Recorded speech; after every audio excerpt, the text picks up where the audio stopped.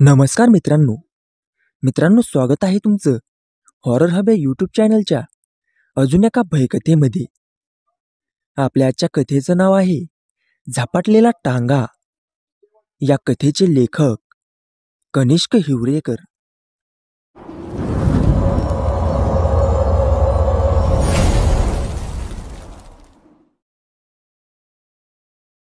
भर उन्हाळ्याचे दिवस होते. या उन्हात काळ्याकुट्ट डांबरी रस्त्याच्या कडेलाच शिवाबाची एकुलती एक टपरी दिवेगावच्या फाट्यावर उभी होती. टपरी लोखंडी पत्र्याची होती. उन्हाळ्या पावसाळ्याने तिच्या पत्र्याला गंज चढला होता. पत्र्याचा कुठून कुठून रंग उडाला होता. टपरीच्या बाहेर बसण्यासाठी लाकडाचे 2 बाक ठेवले होते. ज्यांना चहा नाश्ता करायचा आहे त्यांनाच तिथे बसण्याचा अधिकार होता. समोरच रस्त्याच्या पलीकडे बसस्टॉप होते, जिथे येणारे जाणारे प्रवासी थांबत. शिवाबाच्या टपरीवर चहा, नाश्ता, गाई म्हशीच्या दुधाचा पेढा, लहान मुलांसाठी बॉबी, बिस्किट, लेमन गोळ्या असे पदार्थ मिळायचे. एकच टपरी असली तरी देखील शिवाबाच्या टपरीवर दाम अव्वाच्या सव्वा नव्हते. दिवेगावच्या फाट्यावर फक्त ही एकच टपरी होती. त्याशिवाय इथे ना कुठले दुकान होते, ना कुठल्याही प्रकारचे उपहारगृह. कोणाची हिंमत नव्हती. त्यामागे एक कारण होतं. शिवाबा एकटाच असा होता ज्याने हे धोकादायक फाट्यावर आपली एकट्याची टपरी उभारली होती. तसा तो राहायचा आणि झोपायचा देखील याच टपरीमध्ये. या फाट्यावर सरकारी एसटी बसची ये-जा असायची. दिवेगाव फाटा हा एक अधिकृत थांबा होता. तेव्हा दिवेगावातून सकाळी 7 वाजल्यापासून ते संध्याकाळी 6 वाजेपर्यंत फाट्यावर प्रवाशांची गर्दी येत असे. दिवसभर अशी काही वर्दळ जमे की जणू इथं काही घडतच नाही. आणि जसे संध्याकाळचे 6 वाजून जात तसा दिवेगावचा हाच गजबजलेला फाटा स्मशानभूमीप्रमाणे सामसूम पडायचा. साधं चिटपाखरूही या ठिकाणी थांबत नसायचं. रात्र झाली या जागेचं चित्र पालटून जायचं. फाट्यावर बसस्थानकाच्या पाठीमागेच एक मोकळ्या आवारात वडाचे अगडबंब झाड उभं होतं. त्याच्या सावलीला प्रवासी बसची वाट बघत बसलेले असायचे. दिवसा जत्रा आणि रात्री स्मशान. त्यामागेही एक गूढ कारण होतं, एक भीतीदायक कारण. संध्याकाळचे 6 वाजले की शिवाबाच्या टपरीचे शटर खाली व्हायचे. फाट्यावर एकही माणूस उभा दिसत नसायचा. फाट्यावरून 3 चाकी किंवा 6 सीटर असेल तर ती सुद्धा खचाखच भरून गावाकडे निघायची. 6 नंतर कुठलीही बस किंवा कुठलेही वाहन या रस्त्याने पार होत नसे. सर्व वाहने बायपासचा मार्ग निवडून गावाबाहेरून फाट्यापासून कोसकोस दोरून जात असत. काय होतं ते गूढ, ज्याला दिवेगावची जनता एवढी घाबरून होती. संध्याकाळचे 5 वाजले होते. टपरीच्या डब्यातील घड्याळात सेकंद काटा टिकटिक करत पुढे सरसावत होता.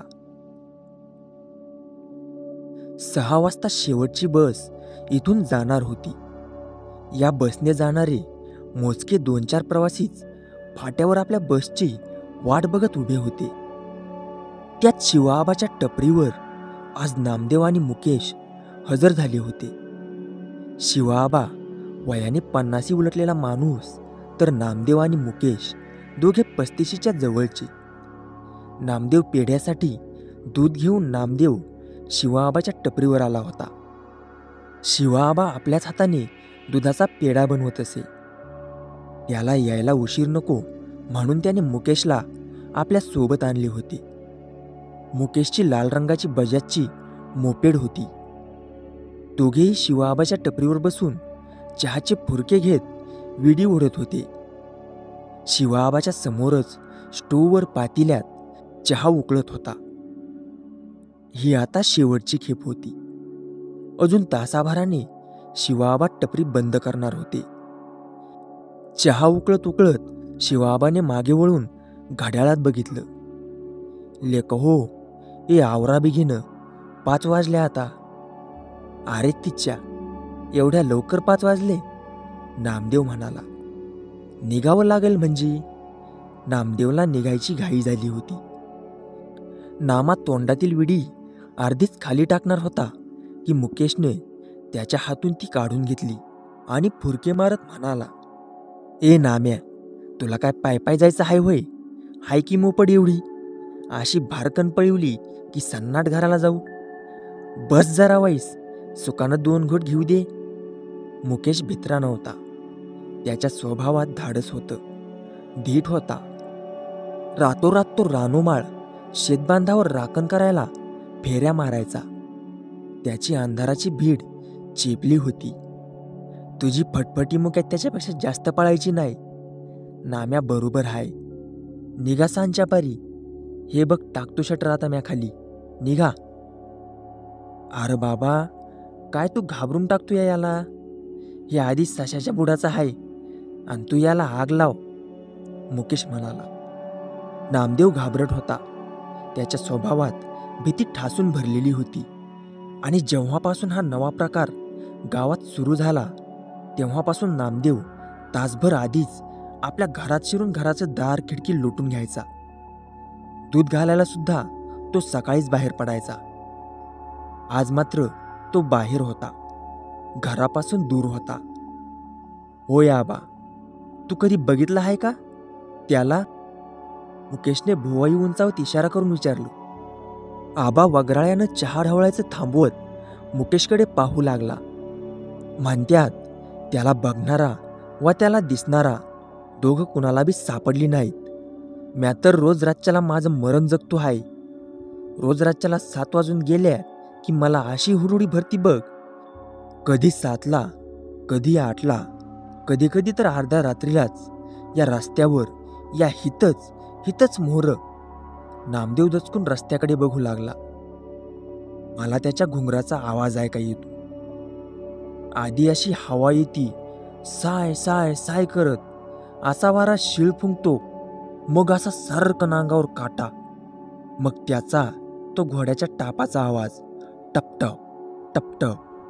क्षणभर तरी तो इथं थारा धरतो, मग घुटमळत इथंच फेऱ्या मारतो, शिकार शोधत. तेव्हा माझी हालायची सुद्धा बिशाद नाही होत रे बाबा. मग तो चाकाचा खळखळ खळखळ आवाज, जवळ तो माझ्या टपरीपासून दूर जात नाही तवर माझ्या तोंडून रामनाम जात नाही. एके रात्री असंच मी टपरीच्या फाटीतून बघितलं. तो टांगा असा इथं उभा होता, जसं कुणाची तरी वाट बघतोय. त्याच्यात कोणी दिसत नव्हतं, फक्त समोर एक घोडा बांधलेला, ज्याचं ते लालबुंद डोळं. तोंड उघडलं तर आत्ता आगवकल. अचानक त्याची लगाम कोणीतरी हसडली आणि त्या घोड्यानं तो टांगा ओढला. पुढं लांब जात तो दिसेनासा झाला. क्षणभर मला असं वाटलेलं जसं कोणीतरी मला बोलावते. असं वाटलं की उघडावी टपरी आणि जाऊन बसावं त्या टांग्यामध्ये. पण तो गेला आणि माझा जीवात जीव आला. कोण चालवतो तो टांगा? कोण बसलेला असतात? कोणाला बी ठाऊक नाही कोण चालवतं, कसं चालवतं. एकडाव असं झालेलं, कुंभाराची शेवंता आणि तिची लेक कुमी उशीर झाला म्हणून भराभर जात होत्या. तेव्हा आला की ह्यो मागून, आणि दोघी बी त्याला बघून सुसाट पळत सुटल्या. शेवंतीने लेकीला वडाच्या ढोलीत लपवली आणि स्वतः त्याला बळी गेली. तेव्हापासून छोटी कुमी येड लागल्यागत गावात फिरते आहे. तिला विचारलं काय झालं होतं तर एकच सांगते, टांग्यात बिनामुंडीचं भूत बसलं होतं. त्यानं शेवंताचं काय केलं तिला सुद्धा ठाऊक नाही. नामदेवचा चेहरा पांढरा पडला होता. शिवाआबाच्या प्रत्येक शब्दागणिक भीतीचं बीज त्याच्या काळजात रोवलं गेलं होतं. नामदेवने अलगद हात उचलून मुकेशच्या खांद्यावर ठेवला. मुकेश दचकून उडाला. तू काऊन घाबरतो या? म्या हाय नव, मुकेश म्हणाला. अरे या आबानं बघितलं म्हणजे खरंच असेल की. ते काय बे असू, मी हाय की तुझ्यासोबत.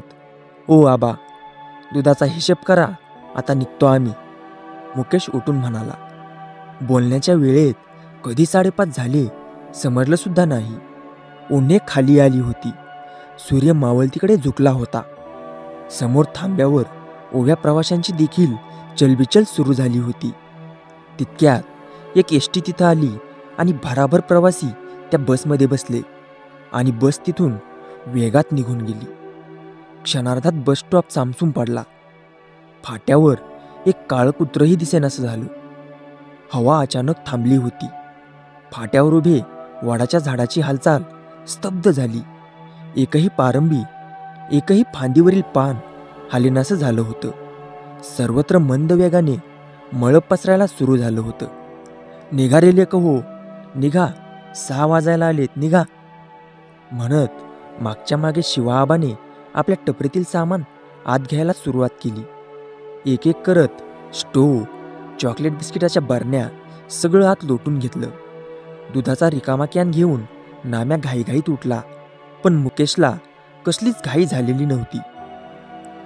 मुक्या, उठ, चल बिगीनं. भर उन्हाळ्यात आकाशात गडद मेघ दाटून येत होते. भोवताली करडी मळप आता गर्द होत होती. चायला कशाला पण घाबरतं हे. मुकेश उठून आपल्या मोपेडवर आला. मोपेडवर बसून त्यानं किल्ली फिरवली आणि मोपेडच्या पेडलवर पाय ठेवला. नामदेव मागे बघत कसाबसा स्वतःला सावरत कॅन मांडीवर घेऊन मोपेडवर बसला. नाम्या मोपेडवर बसला आणि मुकेशने पेडल हाणायला सुरुवात केली. दिवेगाव फाट्यापासून 5 ते 7 किलोमीटर अंतरावर होतं. वेळ झाली होती 5:45. मोपेड फाटकन चालू झाली आणि फाटा मागे राहिला. नामदेव मात्र राहून राहून पाठीमागे बघत होता. मागे शिवाआबाने टपरी बंद केली होती. फाट्यावरती एकलेच वडाचे झाड उभे होते. रस्ता डांबरी होता. या मार्गाने आता कोणीही फाट्यावर येणार नाही याची दोघांना खात्री होती आणि या मार्गाशिवाय गावात जाण्यासाठी दुसरा कुठलाही आडमार्ग नव्हता. रस्त्याच्या कडीने रुईची आणि वडाची झाडं झुकली होती. एखाद्या झाडापासून पुढे गेल्यावर नामदेव मुद्दामून मागे वळून झाडाकडे बघायचा. त्याच्या मनात भीती इतकी दाट झाली होती, झाडाच्या फांद्यावर ढोलीत त्याला चित्रविचित्र आकाराचे भास व्हायला लागले. मुकेश मात्र मुकाट्याने फटफटी पळवत होता. बघता बघता 6 वाजले. नाम्याने आपल्या मनगटाच्या घड्याळात बघितलं. मिनिट काटा 12वर आणि ताशी काटा 6वर. दोन्ही काटे सरळ झाले होते. अबब, मुक्या 6 वाजले रे. आणि अचानक मोपेडमधून फटफट आवाज झाला. गाडी धक्के देऊ लागली आणि अचानक बंद पडली. मुक्या, गाडी का थांबवतोय लेका? मुक्या, पळीव गाडी. वरडू नग, गप हो. तेल टाकायचं राहिलं मायला. संपलं वाटतं. तेल संपलं? इथं आपला जीव जायची वेळ आली आणि आत्ताच तुझ्या गाडीतलं तेल संपायचं होतं का? नाम्या मात्र आपली भेदरलेली नजर आजूबाजूला फिरवत होता. आकाशात काळ्या ढगांचे वेडेवाकडे आकार निर्माण झाले होते. बघता बघता झाकळून यायला लागलं होतं. रस्त्याच्या कडेला लावलेले खांबावरील दिवे एक एक करत पेटत होते. थांब जरा, आडवी करून बघ तू. रिझर्वचं उतरलं तर उतरलं, मग सुसाट पळवतो आणि तुझ्या घरी नेतो. मुकेशने गाडी रस्त्यावर आडवी केली आणि कमरेवर हात देऊन तिथेच फेरी मारू लागला. तू थांब, मी आलोच लघवीला जाऊ. मुकेश तिथेच वडाच्या आडोशाला गेला आणि या सामसूम रस्त्यावर नामदेव एकटाच उभा राहिला. ते आलेल्या मार्गाकडे नामदेवची नजर रोखली. रस्ता सरळ नव्हता. एके वळणावर वळत आडोशाला गेला होता. अचानक मंद हवेची एक झुळूक नामदेवच्या कानाला स्पर्शून गेली. त्या झुळकेसह एक सूक्ष्म आवाज देखील त्याच्या कानावर पडला. टपटप टपटप, खळखळ खळखळ. दोन्ही आवाज भिन्न परंतु मिश्रित होते. मनाच्या खोल गर्भातून काहीतरी चटकन वरती डोकावलं. पोटात खड्डा पडला. आवाज अगदी तसाच होता जसे की शिवाबाने वर्णिला होता. नाम्याचे श्वास वाढले. कसेबसे तोत्र्या आवाजात त्याने मुक्याला हाक मारली. मुक्या, मुक्या लवकर ये. मुक्या लवकर चल इथून. मुक्या, तो आला. मुक्या. आपली लघुशंका उरकून मुक्या झाडाच्या आडून बाहेर आला. अरे काय बोंब लावलीला का? आलो की. मुकेशने आपली पडलेली मोपेड उचलली. नाम्याच्या चेहऱ्यावरील रंग उडाला होता. तो कधी मागच्या वळणावर बघत होता तर कधी मुक्याला डिवचत होता. मुक्याने मोपेड उभी केली आणि त्यावर बसला. हा बघ, निघू आपण, मुकेश म्हणाला आणि नाम्या गाडीवर बसला. मुकेशने मोपेडच्या पेडलवर पाय ठेवला आणि आपला आरसा ॲडजस्ट केला. तोच आरसा व्यवस्थित बसवताना मुकेशची नजर त्या आरशातून मागे पडली आणि आरशात जे काही मुकेशला दिसलं ते पाहून मात्र त्याची भीतीने गाळण उडाली. अंगावर सरकन काटा फुटला. नाम्या, काय बी झालं तरी मला सोडू नको, गच्च धरून बस आणि बिलकुल बी वळून मागं बघू नग. हे ऐकताच नामदेवची तंतरली. त्याच्या अंगाला कंप सुटला. भीतीने कपाळावर घाम फुटला. नाम्या मुकेशला गच्च धरून बसला. मुकेशने आरशात बघितलं होतं. मागच्या वळणावर टांग्याचा काळाकुट्ट घोडा आला होता. मुक्याने मोपेडचे पेडल मारायला सुरुवात केली आणि कसेबसे गाडी पुढे येत चालू झाली. पळव पळव, नाम्याच्या ओठातून शब्द फुटत नव्हते. त्याचे श्वास वाढले होते. तेव्हाच हवेसह पाठीमागून त्याच टांग्याच्या घुंगराचा आवाज येऊ लागला.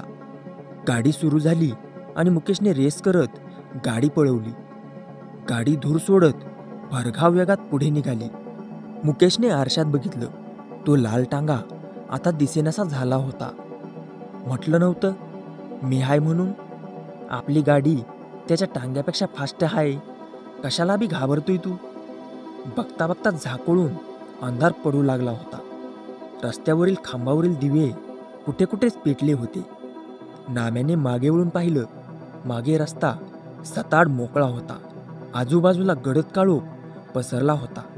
रातकिड्यांचा किरकिर आवाज वाढला होता. आणि अशातच, घाबरू नको नाम्या, आत्ता गाव येईल बघ. आणि अचानक खळखळ खळखळ, टप टप टप टप अतिशय वेगात पाठीमागून तो टांगा रस्त्यावर धावत येऊ लागला. मुक्या, तो आला. मुक्या, तो परत आला. नाम्यानं पाहिलं की रस्त्यावरील एक एक दिवा त्याच्या येण्यानं विझतो आहे. मागे गडद अंधार पडतो आहे. मुकेशने आरशात बघितलं आणि खरोखर त्याला पाठीमागून येणारा तो टांगा दिसला. दिवे विझत होते तसं त्या टांग्यामध्ये एक कंदील लटकलेला दिसत होता. पुढे एक काळा घोडा होता ज्याचे विस्तवाप्रमाणे लालभडक डोळे होते. टांग्याची चालकाची जागा पुरती रिकामी होती. नाम्या भीतीने लटलट कापत होता. अजून 1 किलोमीटर दूर जाऊन मोपेड पुन्हा बंद पडली होती. या जागी मात्र रस्त्याच्या कडेला घनदाट झाडी होती. गाडी थांबलेली बघताच नाम्याने मागून येणारा टांगा पाहिला आणि थेट मोपेडवरून रस्त्यावर जीप घेतली. मुक्या, पळ. नाम्या दुधाचा रिकामा कॅन टाकून झाडीत पळून गेला होता. मुक्यालाही दुसरा कुठलाच मार्ग दिसला नाही. मुक्याने देखील मोपेड तिथेच टाकली आणि सुसाट झाडीच्या दिशेने पळत सुटला. संधी बघून मुक्याने मुसंडी मारली आणि झाडीत शिरला. नाम्याही तिथेच जमिनीवर झोपला होता. अंगाला काटे, शेण, घाण लागली होती. मुक्याही त्याच्या बाजूने लपून बसला. मला सोडून आलास का तू? हीच का तुझी दोस्ती? नाम्याने हात जमिनीवर आदळले. नाम्या रडवेला झाला. चुप चुप चुप. आणि अखेरीस टपटप आवाज करत तो घोडा त्या टांग्याला घेऊन तिथे हजर झाला. काळा, चमकदार, चकचकीत उंच घोडा. त्याचे डोळे विस्तव निखाऱ्याने धगधगत होते. त्याच्या अंतरातील दुष्ट, निखारी, अमानवी शक्तीचा तो एक पुरावा देत होता. टांग्याचे छत लाल चमडीचे बनवले होते. त्याच्या चालकाच्या आसनस्थळी जागी कोणीही बसलेले नव्हते. आपला जीव मुठीत घेऊन नाम्या आणि मुक्या तिथेच पडून राहिली. दोघांची हालचाल गोठली होती. रस्त्यावरील सर्व दिवे बंद झाले होते. तो टांगा मात्र तिथेच उभा होता.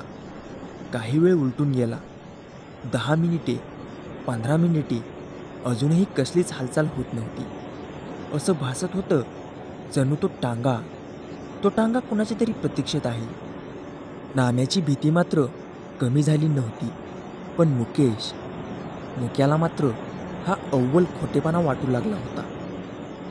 काहीही घडत नाहीये, टांग्यातून कोणीही उतरत नाहीये हे बघता मुक्या म्हणाला, "तू थांब इथंच नाम्या, मी बघून येतो. कोणीतरी नक्कीच बनवतोय आपल्याला." "मुक्या नको, मुक्या ऐक, नको जाऊ मुक्या." पण मुक्याने नाम्याचे काही एक ऐकले नाही.